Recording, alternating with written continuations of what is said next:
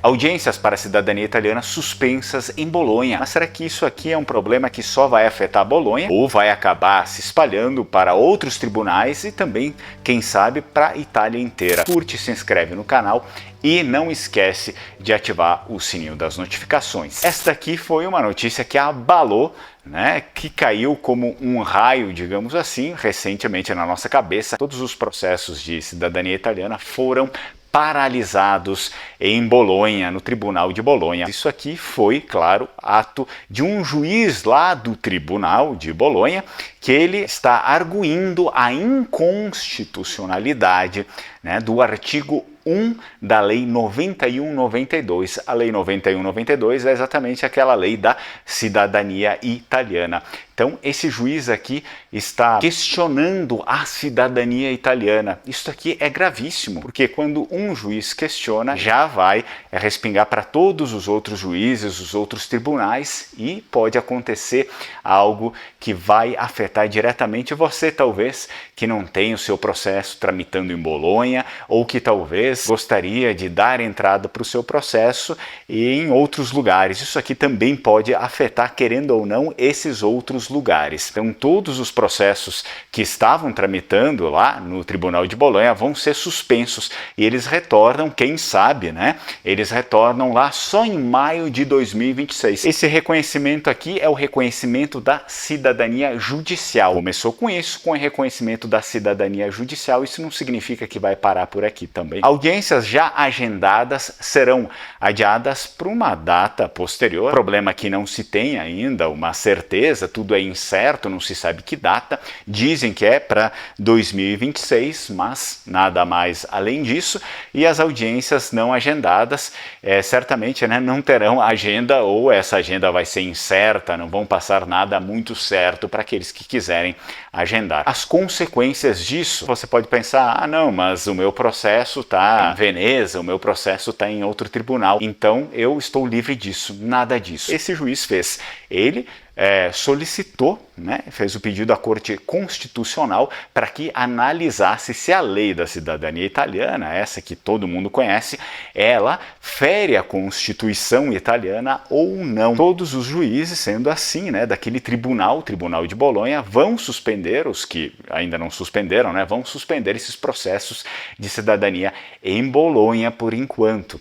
O problema futuro, a prática do direito determina que quando isso ocorre em um tribunal e que vai, enfim, se espalhando por outros aí, mas basta que um tribunal veja algum problema, mas indicado, na verdade, é que todos os tribunais sigam o mesmo exemplo. Mas que exemplo é esse? Justamente suspender todos os processos de cidadania italiana, que é algo gravíssimo, para que não haja, é óbvio, conflito na magistratura. Um tribunal não está julgando, mas os outros estão julgando, a gente sabe como funciona o direito. Provavelmente isso vai acontecer. Não é adequado, segundo essa tradição da magistratura, não é adequado que um tribunal suspenda e que todos os demais continuem julgando. É muito provável que alguma hora isso vai acabar acontecendo, essa paralisação de todos os tribunais, talvez não de todos, mas de muitos dos tribunais, principalmente aqueles que já estavam fazendo críticas à cidadania italiana. Eu escutei alguns advogados em conversas particulares e também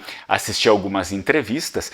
Os advogados, eles defendem que essa é uma decisão meramente política, e a gente percebe que é bastante política essa decisão, pois estão questionando a lei, a constitucionalidade de uma lei de 32 anos. Geralmente questiona-se a constitucionalidade de uma lei que foi aprovada semana passada, mês passado, ontem, não uma lei de 32 anos. Então, provavelmente isso aqui vai enrolar, talvez compliquem a vida daqueles que estão querendo fazer o reconhecimento da sua cidadania, mas alguma hora provavelmente isso aqui caia por terra. O problema é que quando começarem a complicar nos outros tribunais, sabe-se lá, quando você vai conseguir reconhecer a sua cidadania, se você já não está com o processo agora correndo. Quem está fazendo isso? Só para a gente ter um pouco de clareza sobre a situação. É, sem sombra de dúvida, uma união de alguns juízes, uma ala de alguns juízes, com alguns partidos políticos políticos, principalmente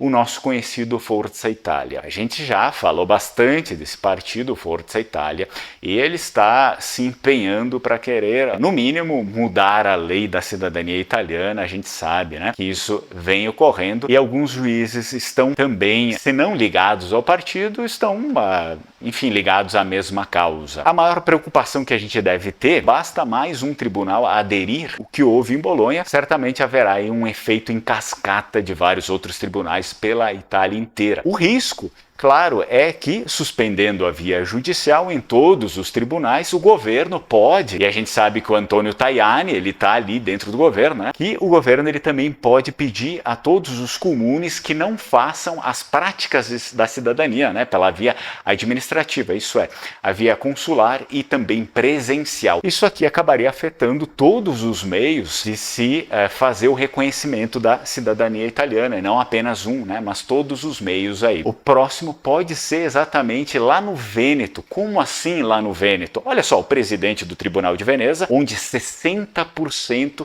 das ações de cidadania tramitam, 60%, a maioria, é um crítico à cidadania, justamente lá no Tribunal de Veneza. Então, Veneza certamente pode seguir a mesma linha aí de suspender os processos como Bolonha fez, porque já se tem um crítico lá, né, que é ávido nessa batalha aí para acabar dificultando o processo da cidadania italiana. Quem sabe isso pode ocorrer muito em breve. O Tribunal de Veneza pode suspender também, assim como o Tribunal de Bolonha fez. Apenas Veneza e Bolonha? Não, esse é o problema. Temos outros lugares críticos mais complicados também que podem fazer isso logo em seguida. Nós temos, por exemplo, Milão, Bari, Reggio Calabria, em suma, todos os tribunais que são críticos à cidadania, provavelmente eles podem começar a barrar isso aqui, seguindo o exemplo, paralisando o que está acontecendo lá em Bolonha. E aí depois, quando passou um, passou dois, passou três, passou quatro, quem sabe ninguém mais quer fazer. Às vezes não é porque o sujeito tem uma opinião contrária, às vezes o sujeito nem sabe o que está acontecendo. Ah, mas aqui está lotado de documentação, eu estou lotado de trabalho, vamos suspender isso aí que, enfim, acaba me dando uma folga aqui também. Caso você ainda não tenha encaminhado aí o seu processo, seria melhor que você agilizasse isso. Eu indico sempre a Alma Cidadania. Você pode falar com eles, a Alma Cidadania, você fala com eles, fala que fui eu que indiquei. Você vai ter a sua pesquisa de origem gratuita e já consegue encaminhar isso logo, porque obviamente é uma reviravolta que começou agora, mas que daqui a pouco pode evoluir ainda mais. Não se sabe o que vai acontecer depois, né? Então é melhor já garantir agora. Uma decisão política, como eu falei para vocês, de algumas pessoas, é bom que a gente separe isso. Muitas pessoas confundem achando que todo mundo está, né, conspirando contra os ítalo-brasileiros. Isso é mentira. Essa decisão de política de algumas pessoas, ela não representa de modo algum todos os políticos e também nem todos os juízes e muito menos a opinião do povo. A opinião é diversa, mas não representa a opinião de todo mundo. Muitas pessoas da Itália acompanham o meu canal, comentam aqui e dizem: eu sou favorável à imigração dos ítalo-brasileiros, os ítalo-brasileiros são bacanas, gente boa, às vezes até eles escrevem em português, são gente boa, né?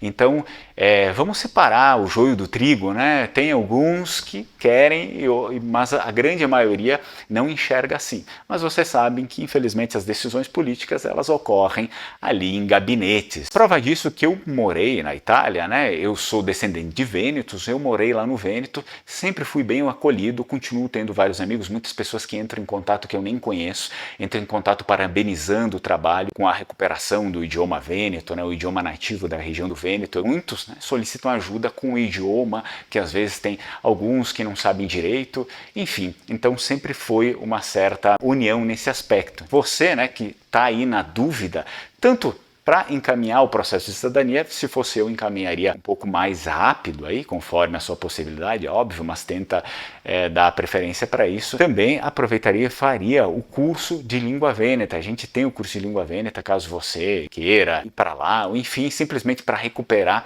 as suas origens, porque é muito forte isso lá, eles ainda continuam falando vêneto, a língua de reconhecimento de identidade nossa dos vênetos é a língua vêneta. Se você é descendente de vênetos, seria bacana que você pelo menos se interessasse, né, por recuperar o nosso idioma. O link do curso aqui tá na descrição do vídeo aqui embaixo e aproveita que está na promoção de Natal.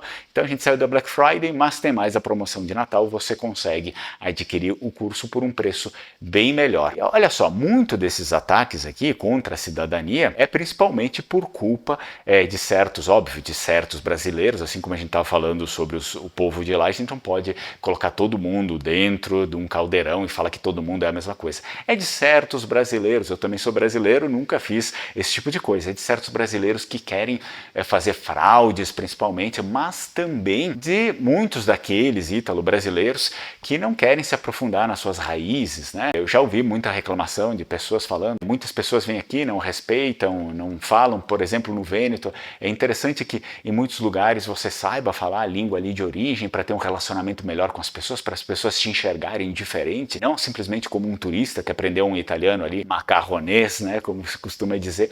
Então é importante que a gente construa essa relação.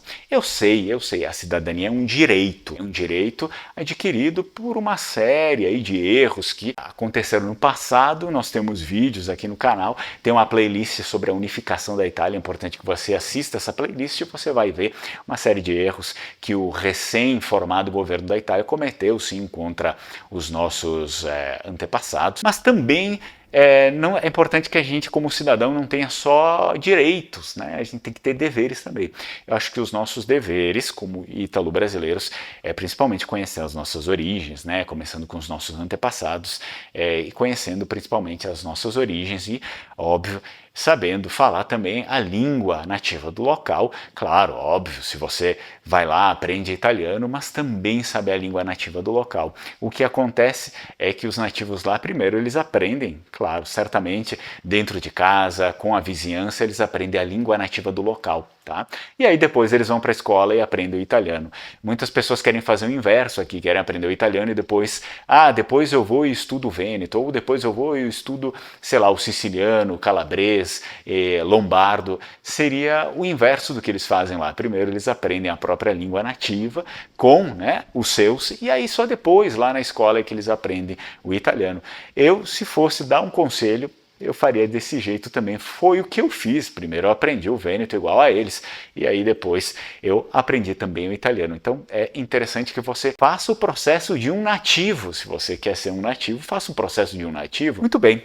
Aqui eu desejo um ótimo, um feliz ano novo para vocês e, claro, um excelente início de ano aí. Espero que 2025 seja um ano próspero para todo mundo.